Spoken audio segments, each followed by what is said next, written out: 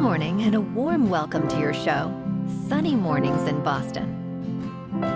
I'm your host, Melissa, and it's Tuesday, July 15th. You'll be interested to know 226 years ago today, in 1799, French captain Pierre-François Bouchard discovered the Rosetta Stone in the Egyptian village of Rosetta.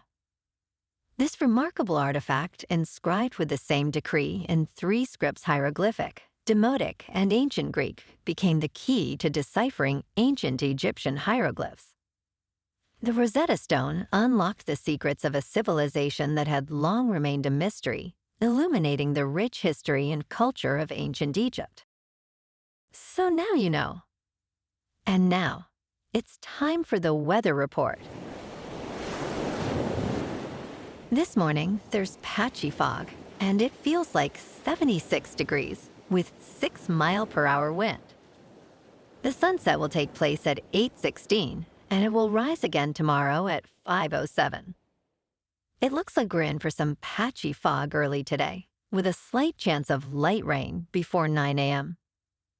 Expect mostly sunny skies, with a high near 89 and a gentle southwest breeze.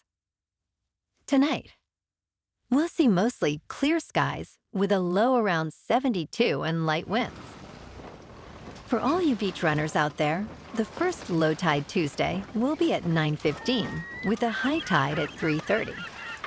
The nearshore buoy at Cape Cod Bay reads 69 degrees for the water temperature.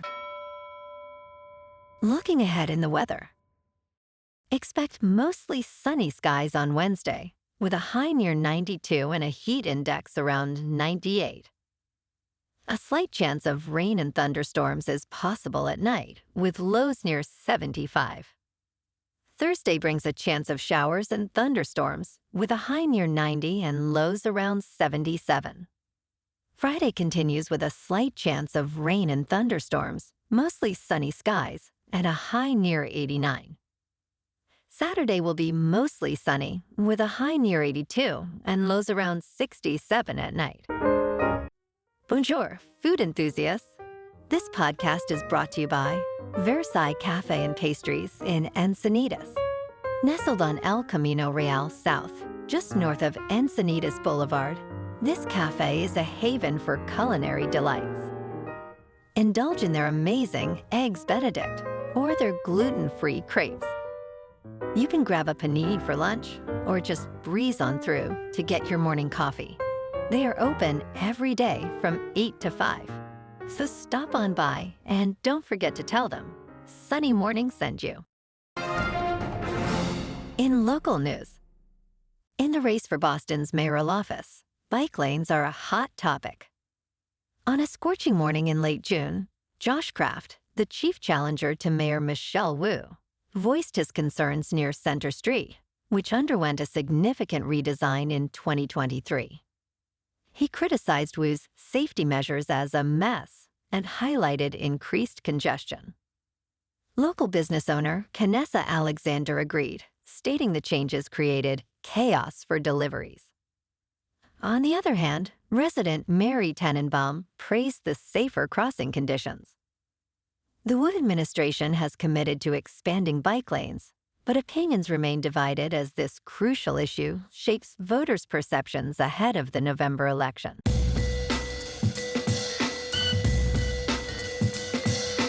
Now on to sports. In a dramatic finish, Seattle Mariners catcher Cal Raleigh clinched the 2025 Home Run Derby, but not without controversy.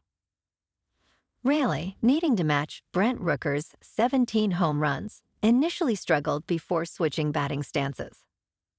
Both players ended with 17 homers, leading to a tiebreaker based on the longest home run.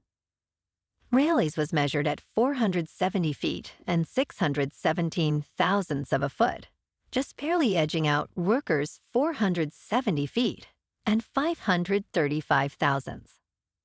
This decision sparked frustration among fans, who felt Rooker was robbed of a chance for a thrilling swing-off.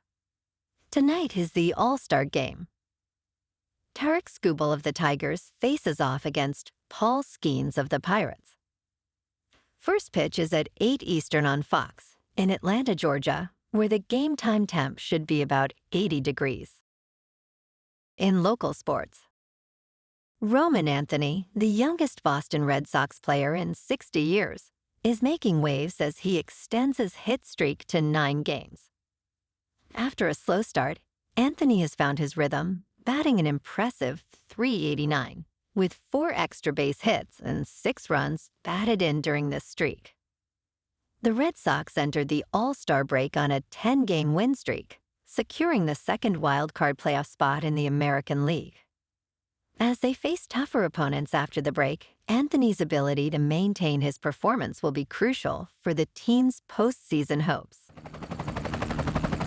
In top news, Starbucks is mandating that its corporate employees return to the office for a minimum of 4 days each week, increasing from 3 days, as part of its turnaround initiative. This new requirement will take effect in the upcoming fiscal year, starting in October, according to Chief Executive Brian Niccol. Employees working remotely will need to relocate to Seattle or Toronto within 12 months. Additionally, Starbucks is offering a voluntary exit program with a cash payment for those who prefer not to comply. Niccol emphasized the importance of human connection in achieving the company's goals.